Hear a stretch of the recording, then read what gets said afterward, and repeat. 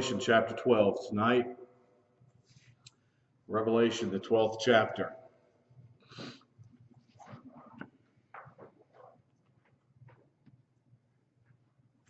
If you think about it, as we've been looking at these things in Revelation the last couple weeks together, and we'll be here a few more weeks, but if you look at it and you think about what's going on here, John takes us, as we've said before, takes us back to eternity past and goes all the way through to the present point that we are at the tribulation. And what has Satan tried to do since his fall? Satan has tried to accomplish a number of things. The first thing that Satan tried to accomplish, as we've looked at in this passage, is to destroy Israel. He's tried to destroy the promised line of Israel. If he can destroy the line by which the promise is to come, then of course he can destroy the promise. And Satan has tried on many occasions to destroy the line of which Messiah would come, that by way of destroying Israel. We looked at one time last week where one of many times that the devil tried to destroy Israel was by using the Assyrian Pharaoh in Egypt in the book of Exodus, starting in chapter 1, where the Assyrian Pharaoh looked on the people of Israel and said that those guys are greater than us, and if we don't do something about it, what's going to happen? Well, one day they're going to overtake us, and they're going to overthrow us, and they're going to try to rule and reign. So we've got to do something about this. We've got to squash that line. And so what the Pharaoh said to the birthing mothers, he said, or to the midwives rather, he said, when a male child is born, you throw him into the Nile River and you drown him. Well, of course, the midwives we read last week for you had a little conscience, and they wouldn't do that. And when the Pharaoh came to them and said, "Why haven't you done this?" their answer was kind of comical. Well, they're women; those Jewish women, they're not like us Egyptian women. They have a little bit more stamina, and boy, when they get going, when the birthing process starts, man, the child is born before we can ever even get there. And so then Pharaoh did what? He commanded all of the people to kill the male child, but let the female child live. All of this in an effort, and keep in mind that the devil Pharaoh was the instrument of Satan. And all of this as an effort to destroy Israel. He first tried to destroy Israel, I guess you could say the first time was with Abraham when the devil had convinced Sarah, Abraham's wife, to go to Hagar, her handmaid, and have a child, and thought that was going to be the child of promise. Sarah got tired of waiting on the Lord. She knew about the promise of God. She knew about the promised child, but she was well beyond childbearing years, and she got tired of waiting, and so she convinced her husband to go into a younger handmaiden and have a child. And of course, you all know that the child Ishmael was the child of the Arabs, so we can rightly say that Abraham is the father of the Muslims. What a legacy. All of that in an effort to destroy Israel. He's tried to do a number of things throughout the years to wipe out this nation. He tried to destroy Jacob. He tried to destroy the line of Judah. He tried to lead or take Israel captive and eliminate 10 tribes because of the divided kingdom. And we told you last week that even though the captive tribes from the north never returned, all 10 of the representative tribes have filtered into the southern kingdom. And so by the providence and the sovereignty of God, all the tribes of Israel are intact to this day by the hand of God. We saw last week where Satan has tried to destroy Israel through pagan kings, and God used judges to preserve Israel through those wicked kings. We see where Satan tried to get Saul to murder David. Of course, the Messiah coming directly from the line of David, where Satan tried to get Saul to murder David, and in all messianic hope of the Messiah coming.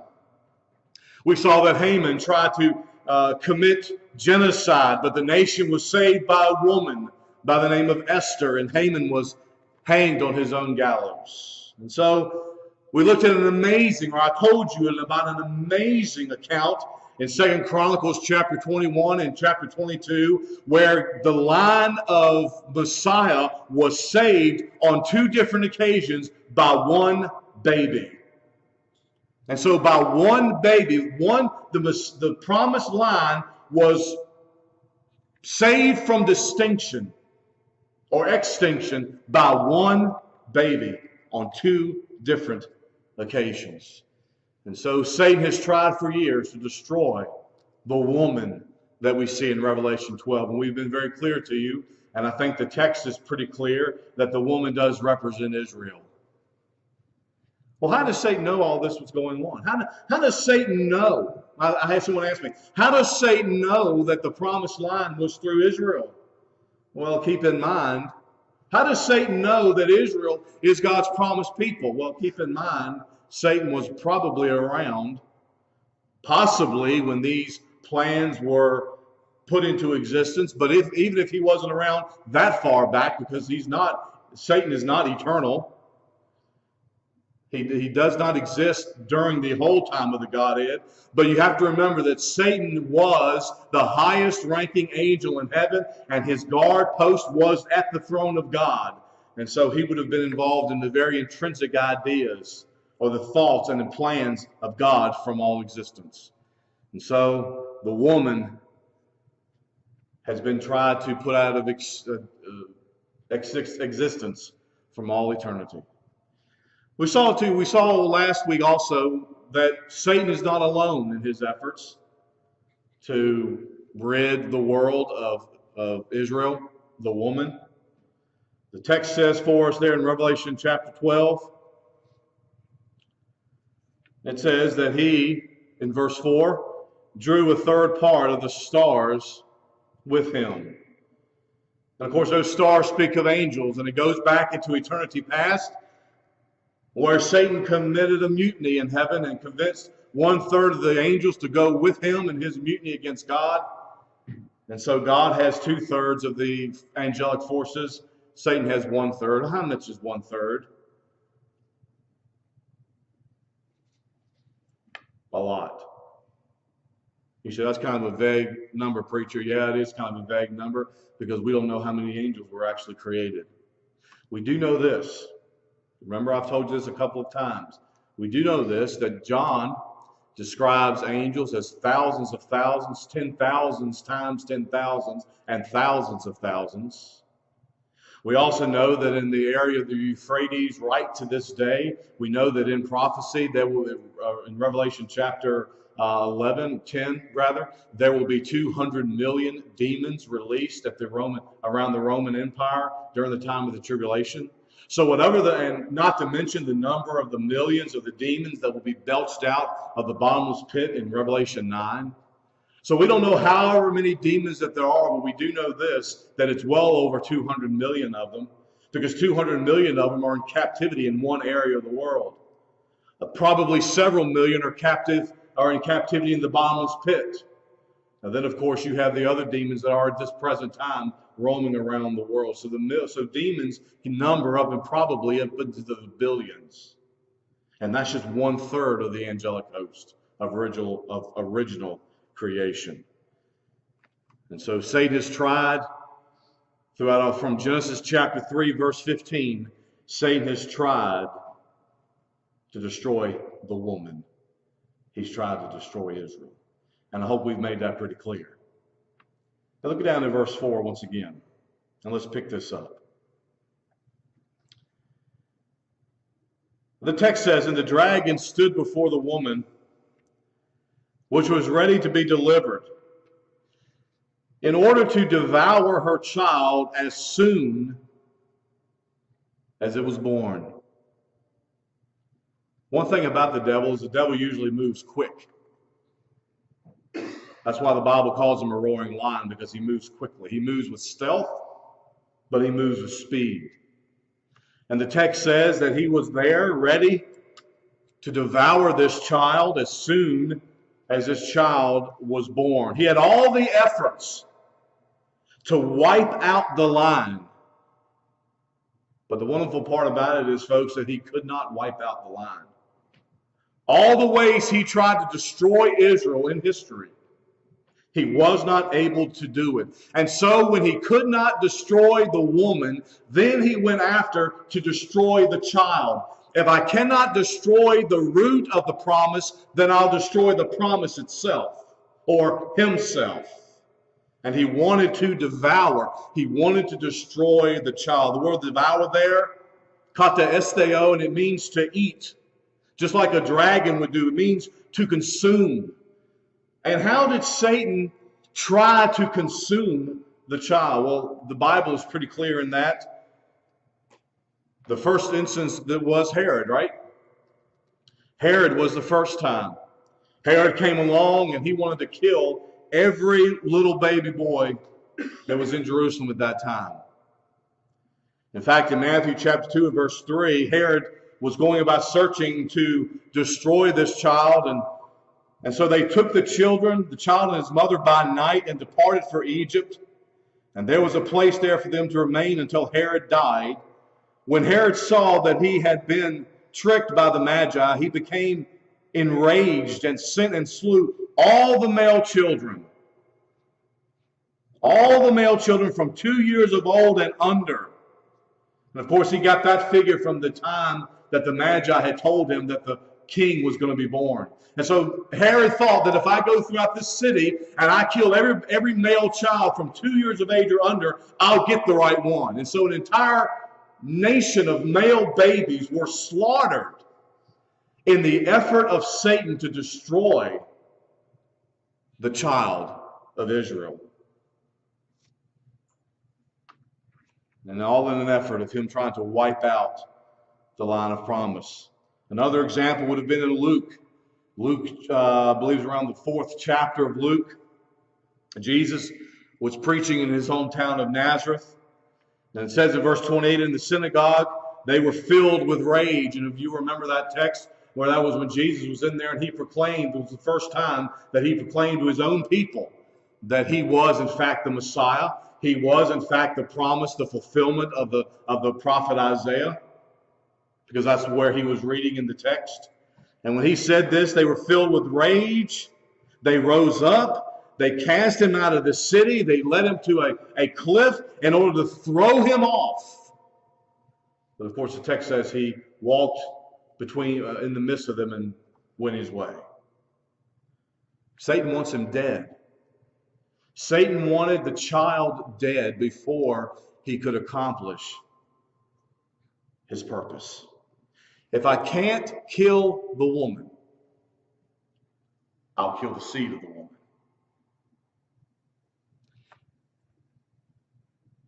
Satan has a lot of sense, doesn't he?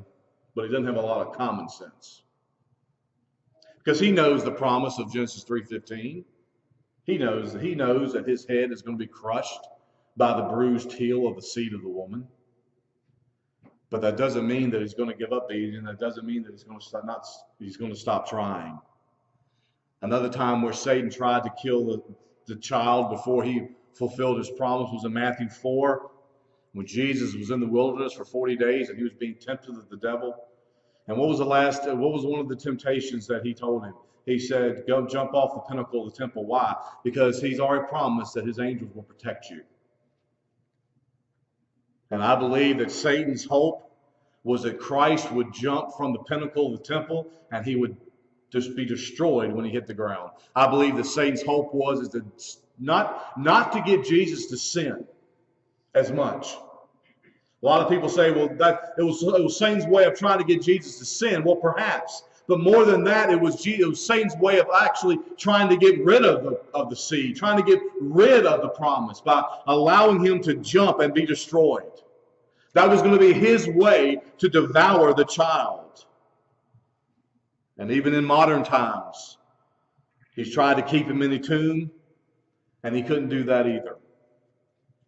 He has gone on, and he's attacked. He's attack after attack after attack in history trying to kill the child. The woman, even in modern times, is still being attacked, isn't she? Israel is still being attacked.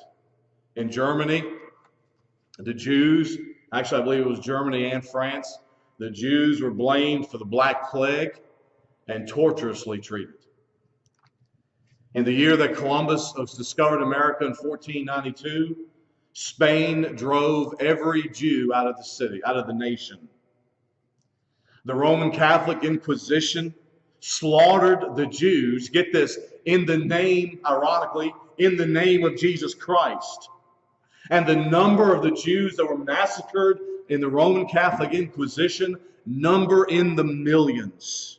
All of them massacred in the name of Christ.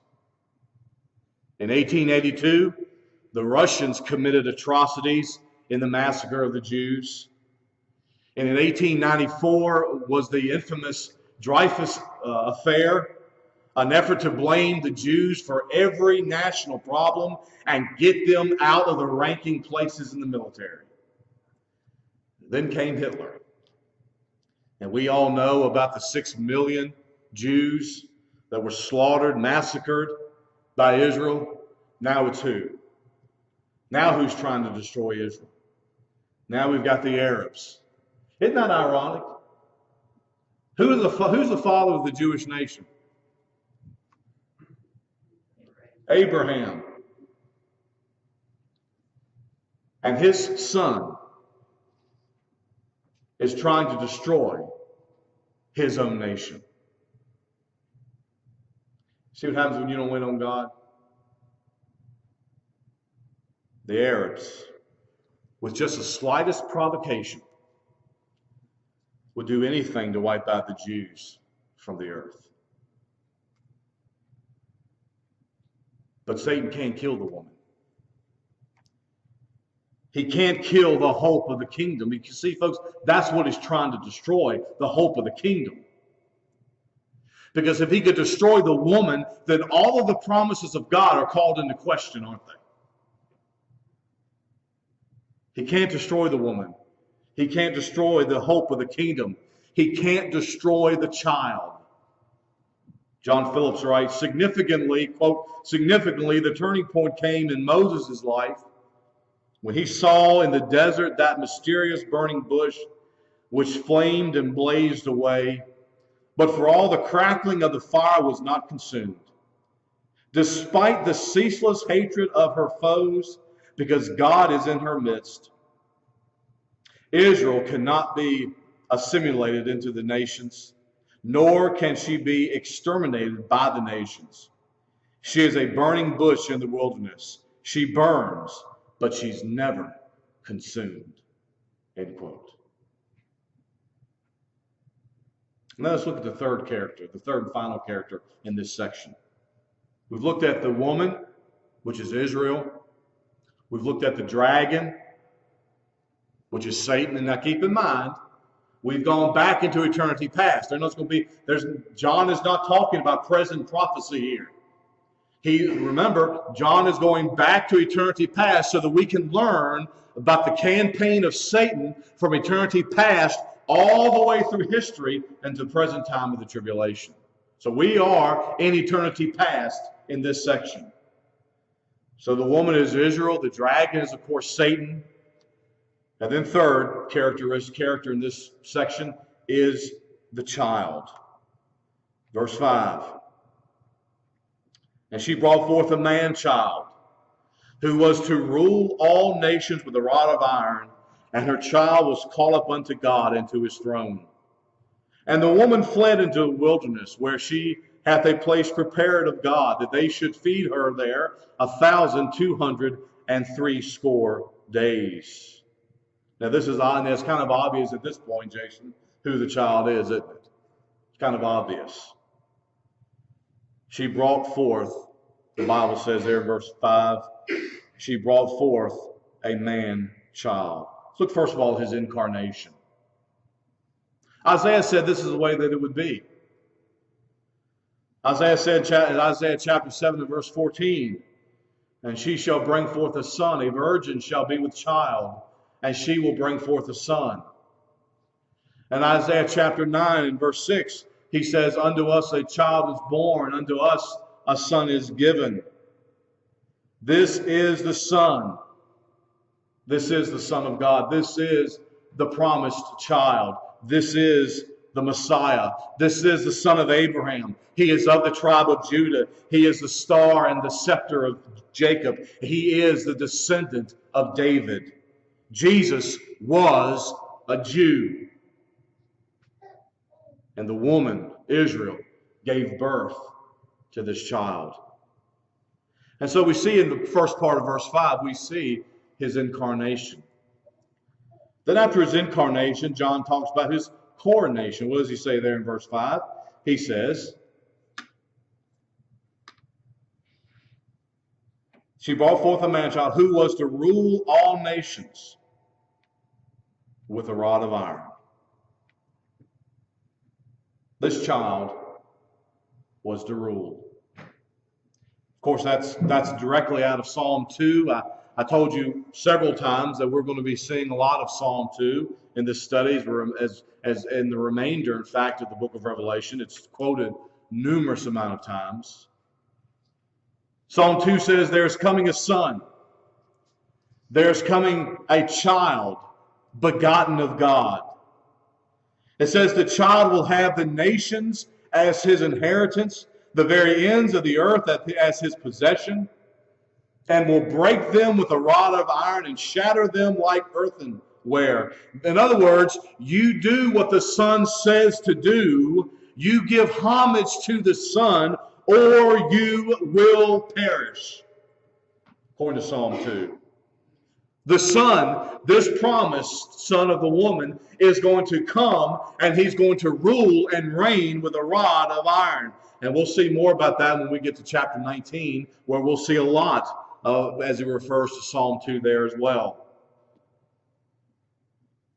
It also says in Psalm 2 and kind of a cross-reference, if you will, to Revelation 19, when Christ returns, out of his mouth shall come a sharp sword, so that he will smite the nations, and as he rules them with a rod of iron. Of course, this is very distinct imagery. Sword speaks of swiftness, immediate judgment. But here's an interesting part. Look at verse 5.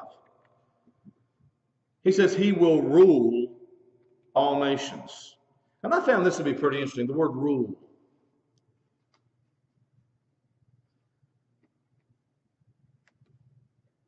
Poimano is in the Greek for rule. Literally, it means to shepherd. To shepherd. To be a pastor. To give guidance. To feed. To lead. And to guard. So even while Jesus is ruling the nations with a rod of iron, there will be a tender side of that guardianship as he tenderly leads and guides and feeds. But as he tenderly leads and guides and feeds, it will be with an absolute rule. It will be with absolute sovereignty. But he will do it as a shepherd. He will do it as a gentle leader. You say, now, Pastor, that's kind of a conflict in terms. How in the world can you rule with a rod of iron, but do it gently? Well, I'll let you and I will figure that out when we get there, because I don't know. But I know what the original text says, and it means that he will lead as a shepherd. But he will lead as a shepherd with a rod of iron. But keep this in mind. How would the gentle shepherd in the fields of Bethlehem keep the sheep intact? Sometimes it meant to break their legs if they kept wandering off. Sometimes it would mean to break their legs and bring them back to the fold so that they could not run off. I would say that was ruling with a rod of iron, but ruling in gentleness. Ruling for the betterment of the sheep, right? And so Jesus will rule and lead with a rod of iron, but he will do it as a gentle pastor. He will do it as a gentle shepherd. But judgment will be swift. Judgment will be immediate. And so we see the child is born. We see his incarnation. Just like Isaiah said it would happen. We see his coronation where he's going to rule with a rod of iron. And then we see his exaltation. Verse 5 again. And was caught up unto God and to his throne. There you see the exaltation. And what has to do with the exaltation? What does it mean to be called up to God and to his throne? That's what we call the ascension, right? That's what we call the ascension. What does, folks, the ascension signify? When Jesus Christ rose and he ascended to the Father and was given the throne next to the Father, that said by the Father that he had accomplished redemption. Satan could not kill the woman. Satan could not kill the promise by killing the woman, by destroying Israel. Because it was through Israel that the promise was coming. You see that? He could not destroy the child of promise. Because the child of promise rose from the dead. Satan couldn't stop him. And by Jesus Christ ascending to the Father, Satan could not stop his purpose. So Satan is a 3-time failure. He is a 3-time loser. He couldn't destroy the woman, he couldn't destroy the child, and he couldn't destroy the purpose. All 3 things were accomplished, and Jesus ascended to the Father to sit next to the Father on his throne as proof positive that the Father says, you have accomplished redemption and you are the perfect Savior. And he's also not going to be able to stop him from being coronated. He will be crowned King of Kings and Lord of Lords. So Satan couldn't stop anything. He couldn't stop it. Even though he's relentless, he couldn't stop it. And it says something interesting there in verse 6. It says, and the woman fled into the wilderness, where she hath a place prepared of God, that they should feed her there 1,260 days. Boy, Satan is going to come after the woman again in the tribulation, isn't he? And we've seen that already. He's not done trying to destroy the woman. You know why Satan comes after you? Satan is not coming after you. Did you know that? He's coming after the one you represent. He couldn't stop the woman. He couldn't kill the woman. He couldn't kill the child. He couldn't kill the purpose. And the only way he can get to the one that he hates is to get to the ones that represent the one he hates. And so he comes after us. Because he hates the one we represent.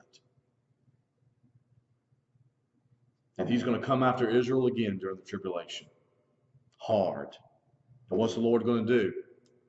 The Lord's going to hide her. Isn't that good? The Lord's going to hide her. The Lord's going to take care of his own. And this is exactly what was spoken about with Jesus in the Olivet Discourse in Matthew chapter 24.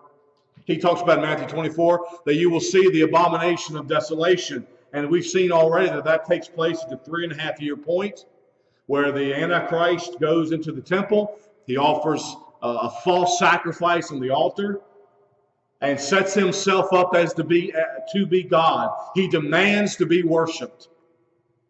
And then he starts coming hard after Israel. He says, let those in Judea flee to the mountains. Don't even go down to your housetop into the house to get anything. If you're out in the field, don't go back home to get your coat. He says, just run.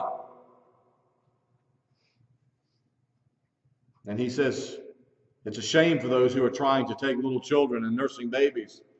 Pray that your flight might not be in winter, nor on the Sabbath, for there will be great tribulation. Jesus says, in this time, Israel, run. I'm going to hide you. And I believe it's in this period of time that's going to send Israel fleeing once again out of their land. Because remember, they're back in their land by this time, right? That's part of the first 3.5-year pact of the Antichrist. They're allowed to come back into their land and are promised peace. Now, once the Antichrist goes to the temple, sets himself up as God, demands to be worshipped, Jesus Christ said, run. Run into the wilderness. Just run. What's the wilderness?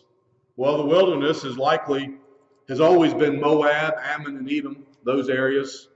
Just to the east, over the Jordan River, just south, across the Dead Sea, around the southern tip of the Dead Sea. You can look at it on a map. You can see that if you see the southern tip of the Red Sea, you go about 40 miles south from that, and there'll be a place there called Petra, or in some places called Selah, as some things translated. You can read about it in Daniel 11, Isaiah 16, and Isaiah 26. And this is absolutely incredible what God is going to do. God tells them to run, and they run east. And they go to the Dead Sea. They go south of the Dead Sea about 40 miles to a place called Petra. And inside of the city of Petra is a city hewn out of rock, that the entrance into the city is so narrow that one person has to go in at a time. But once you get inside of the entrance of this rock, there's a huge city built inside that's been carved out of these rock walls. It's pretty fascinating. If you're interested, I can show you a picture of this city. I don't have it for the screen, although I could have. I just didn't. But I can show you a computer image of this city. It's absolutely fascinating that you see these houses, these entrances just hewn out of rock. It was actually done, believe it or not, by the Romans. And they hewed out these homes, these great cities, right out of this rock. And that's where they're going to go hide. And in fact, it is so much believed that this is where the Jews are going to go, that some people have actually stashed Bibles, because it's kind of a tourist attraction these days. Some people have actually stashed Bibles so that they say, we want the Jews to have God's word when they get here. And so they've stashed Bibles in this city. And we don't know how, but the Bible says God will supply for them in this place while they're there. Probably He's going to feed them like He fed them manna in the wilderness. That's how He's going to nourish them, and He's going to take care of them. And I think that that's when they're going to be saved, right up until the end. And whoever is going to be remaining in Jerusalem is going to come out of the witnesses, the influence of the two witnesses and the 144,000 who are going to be given the gospel. And that salvation will occur. There is going to be a culmination of these Jews, as we noted back in chapter 11. And the text says here in verse 6, they should feed her there 1,260 days. 1,260 days is 3.5 years. The second half of the tribulation. Verse 14 is kind of interesting if you hop down there just for a moment of chapter 12. And to the woman were given 2 wings of a great eagle that she might fly into the wilderness. I don't know what's going to happen. Jews maybe that are running too slow. God's going to have some frequent flyer miles used up over the years, and He's going to swoop down eagles and pick up these Jews and carry them off into the wilderness. I don't know. But I tell you one thing, no people on the face of the earth are more resourceful than the Jews. And with the power of God on their side, they're going to be protected. Why? Because they have to be. They have to be. Because God promised in Romans 11 that all of Israel will be what? Saved. The promise is that they're going to receive the kingdom, but not without the flurry of Satan being absolutely unleashed on them. And so we meet the first 3 characters of this prophetic narrative. We meet the woman who was in birth pains, trying to deliver the child. And we saw in some detail the severe travail and pain that the nation of Israel has been going through all these years, trying to birth the Messiah, birth the one that they did not accept yet. And then we saw the dragon, the red dragon, which was Satan, who stood there ready to devour the child as soon as he was born in an effort to stop the promise. And again, remember, this is an eternity past. We're not in present day prophecy yet. And then we see the child, the Messiah. And the best thing, folks, that we've seen thus far is the promises of God are sure. The woman wasn't annihilated. The dragon failed. The child wasn't destroyed. His purposes were accomplished. And God will protect his people. Next time, we're going to see character number 4, and that's an incredible angel by the name of none other than, say it loudly, Michael. Michael. You just remember that for next week. Who the most powerful angel is. Michael. Mark? No, not quite. Brother Blue, would you pray for us? Is there any questions?